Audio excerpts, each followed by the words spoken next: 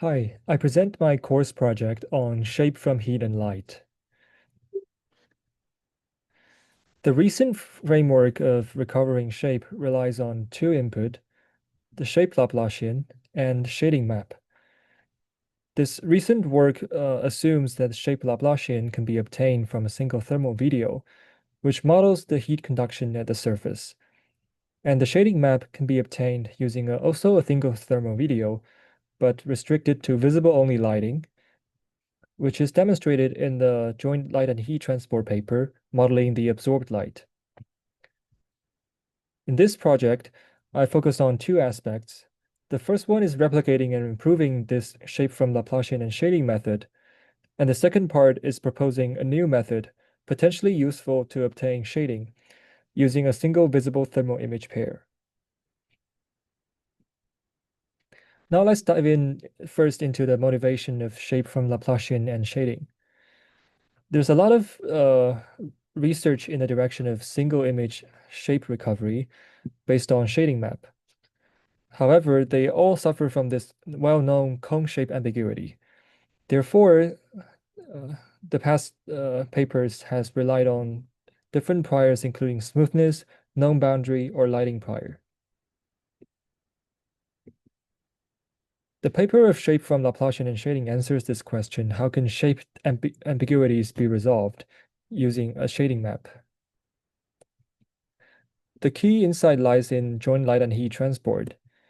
The main idea is that the light that's not reflected on, but as we see in the visible image, will be absorbed by the surface as heat that enters this thermal exchange process.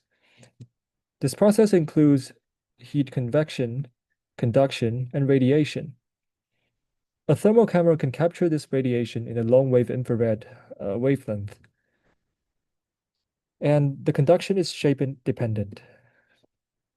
Therefore, this ECCB 24 paper proposes using a single thermal video to model the shape-dependent conduction at the surface. Based on this method, we can obtain the shape Laplacian from the thermal video. However, the shape Laplacian itself is not enough to recover the shape. This is because there's still an ambiguity in whether it's concave or convex on the surface. Therefore, they propose to use 2 to 4 videos to resolve this concave-convex ambiguity.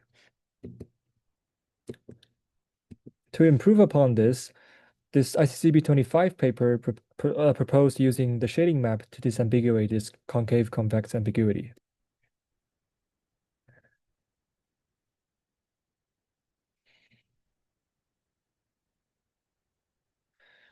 So now let's look at the first component of my course project, which is replicating and improving the shape from Laplacian and shading method. The original released implementation required 1 to 2 hours for the demo example they provided at the resolution of 128 by 128. After a few minor modifications, I compressed the running time. I reduced the running time to 7 to 8 minutes. The first optimization is Laplacian computation. The insight is that each objective evaluation only needs the current pixel's Laplacian. In this sense, we can minimize the redundant calculation. The second one is reduced grid search resolution, since core search only needs a reasonable initialization. And the third part is early termination strategy, especially beneficial when neighboring pixels provide good initial estimates. This is the result I obtained running the improved implementation. We can see that the estimated normal map aligns well with the ground truth normal map in the left.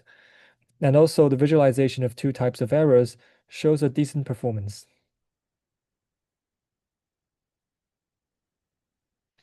The second part of my course project is to estimate shading from a single visible thermal image pair. This is a new passive one-shot method, and it can yield smoother shading estimates because it relies on deep image prior instead of per pixel curve fitting. And the second contribution is that it removes the requirement of thermal transient capture and visible-only lighting. This is especially helpful because once we remove this visible-only lighting constraint, we can adopt stronger light source, such as incandescent light bulbs, to improve the thermal SNR, which is critical in this shape recovery framework. The context of decomposing shading from a single visible image is intrinsic image decomposition, which aims to separate shading and reflectance from a single visible image. This task has been proposed, but still remains challenging because of this ambiguity. For example, this is a contrived scenario of a printed image and a projected image. The printed image should have a uniform shading with only albedo variation, and the projected one is the opposite. This easily confuses the state-of-the-art learning-based models. However, we can see strike differences in the thermal image. This leads to our key observation in energy conservation. The surface received the incoming radiation, and the incoming light is either reflected, as we see in visible, or absorbed as heat and enters the thermal exchange process. This process contains conduction, convection, and radiation. The thermal camera can capture this radiation in long-wave infrared wavelength, and this capture actually offers an informative cue for intrinsic image decomposition. In the image space, the key observation is the polarity of visible thermal intensities. We can see that if the variation lies in albedo, this polarity will be the inverse. And if the variation lies in shading, this polarity will be consistent. Once we sample the point pairs close enough to each other, this observation can enter the edge gradient domain. And with this insight, we can classify edges into albedo or shading dominant ones. Based on these observations, we devised this optimization framework using a single visible thermal image for intrinsic image decomposition. We first extract these edge and point pair informations and then design an optimization process using deep image prior networks. This is an iterative optimization process, and the details are described in our paper. We obtained superior results qualitatively compared to the state-of-the-art learning-based methods. Here we can see our method doesn't have this albedo leakage in the shading maps. We also quantitatively evaluate the method on the joint light and heat transport video dataset, and we achieved the second best result, comparable to the best one of JLHT, which uses a thermal transient video and under the controlled lighting.